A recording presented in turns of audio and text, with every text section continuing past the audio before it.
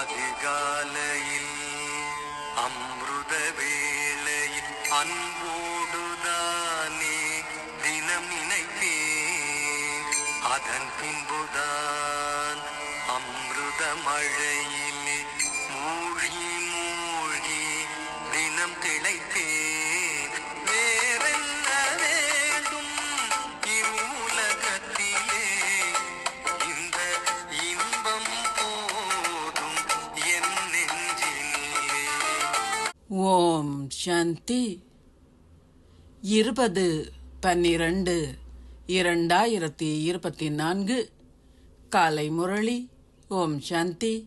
Pop தாதா, மதுவனம். சாராம்சம். இனிய குழந்தைகளே, நினைவில் இருப்பதை பயிற்சி செய்யுங்கள். நீங்கள் சதா மலர்ச்சியாகவும் மகிழ்ச்சியாகவும் இருப்பீர்கள். நீங்கள் தொடர்ந்து தந்தையிடமிருந்து உதவியை பெறுவதுடன் ஒருபோதும் வாடி போக மாட்டீர்கள். கேள்வி: இந்த இறை மாணவ வாழ்க்கையை கடந்து செல்லும் போது குழந்தைகளாகிய நீங்கள் எவ்வாறான போதையை கொண்டிருக்க வேண்டும்?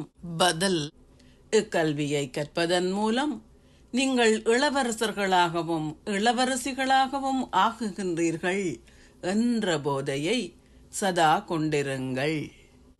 சிரித்து விளையாடி இந்த ஞான நடனம் ஆடியவாறே இவ்வாழ்க்கையை கழியுங்கள்.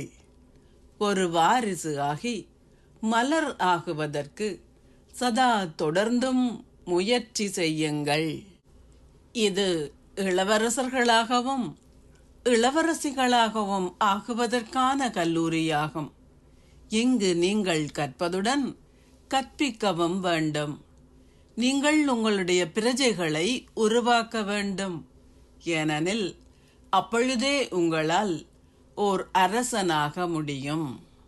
தந்தை ஏற்கனவே ஞானம் நிறைந்தவர். அவர் கற்க வேண்டிய அவசியம் இல்லை. பாடல்: உங்கள் குழந்தை பருவ நாட்களை மறந்து விடாதீர்கள். ஓம் சாந்தி. தாரணைக்கான சாராம்சம். 1. இந்த யுத்த களத்தில் இருக்கும்போது நீங்கள் மாயையை இட்டு பயப்படக்கூடாது. முயற்சி செய்வதற்காக தந்தை உங்களுக்கு தருகின்ற சிறந்த அறிவுறுத்தல்களை நீங்கள் ஏற்றுக்கொள்ள வேண்டும். விசுவாசமாகவும் கீழ்ப்படிவாகவும் இருந்து தொடர்ந்தும் ஸ்ரீமத்தை பின்பற்றுங்கள். 2. உங்கள் ஆன்மீக போதையை கொண்டிருப்பதற்கு ஒவ்வொரு நாளும் உங்களுக்கு தரப்படுகின்ற இந்த ஞானம் என்ற அமிர்தத்தை ஒரு குவளை பருகுங்கள். ஒவ்வொரு நாளும் முரளியை செவிமடுங்கள் அல்லது வாசியுங்கள். பாக்கியசாலியாக இருப்பதற்கு தந்தையை பற்றிய விதமான சந்தேகத்தையும் ஒருபோதும் கொண்டிருக்க கூடாது. ஆசீர்வாதம். நீங்கள் எந்தவிதமான கர்ம பந்தனத்தில் இருந்தும் விடுபட்டு தந்தை பிரம்மாவை போல் ஜீவன் முக்தி ஸ்திதியை அனுபவம் செய்வீர்களாக. எல்லாவற்றையும் செய்யும் போதும் தந்தை பிரம்மா எந்தவிதமான கர்ம பந்தனத்திலும் அகப்பட்டு கொள்ளவில்லை. உறவு முறைகளின் பொறுப்பை நிறைவேற்றும் வேளையிலும் அவர் தன்னை அந்த உறவு முறைகளின் பந்தனம் எதிலும் கட்டுப்பட அனுமதிக்கவில்லை. அவர் செல்வம் அல்லது வசதிகளின் பந்தனத்தில் இருந்தும் விடுபட்டிருந்தார். தனது பொறுப்புகளை நிறைவேற்றும் போது அவர் ஜீவன் முக்தி ஸ்திதியை அனுபவம் செய்தார். அதேபோல் தந்தையை பின்பற்றுங்கள்.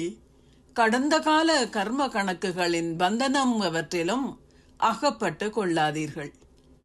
எந்தவிதமான சம்ஸ்காரங்கள் அல்லது சுபாவத்தின் ஆதிக்கத்திற்கு உட்படாதீர்கள் அல்லது ஆதிக்கத்திற்கு உள்ளாகுகின்ற அல்லது அடக்கப்பட்டிருக்கின்ற எந்தவிதமான பந்தனத்திற்குள்ளும் செல்லாதீர்கள். அப்பொழுதே நீங்கள் கர்ம பந்தனத்தில் இருந்து விடுபட்டு ஜீவன் முக்தியுடன் வாழ்பவர் என்று அழைக்கப்படுவீர்கள்.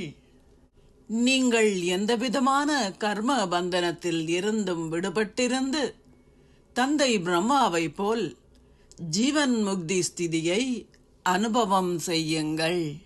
ஸ்லோகம்: உங்களை ஒரு தமோகனி சூழலில் இருந்து பாதுகாப்பாக வைத்திருப்பதற்கு நாடகத்தை அவதானிப்பதை பயிற்சி செய்யுங்கள். ஓம் சாந்தி. நன்றிகள் பாபா. உன் நினைவு மற்றும் சேவையினை சுறுசுறுப்பாக மனதார செய்வே, நினைவு ஸ்வரூபமாக மாறிடவே முயற்சி செய்வேன் மிக எளிதாக நாள்தோறுமே. உன்னறிமுகத்தை அனைவருக்கும் அளிப்பேன் மிக குஷியாக, நடக்கும் நாடகத்தை சாட்சியாக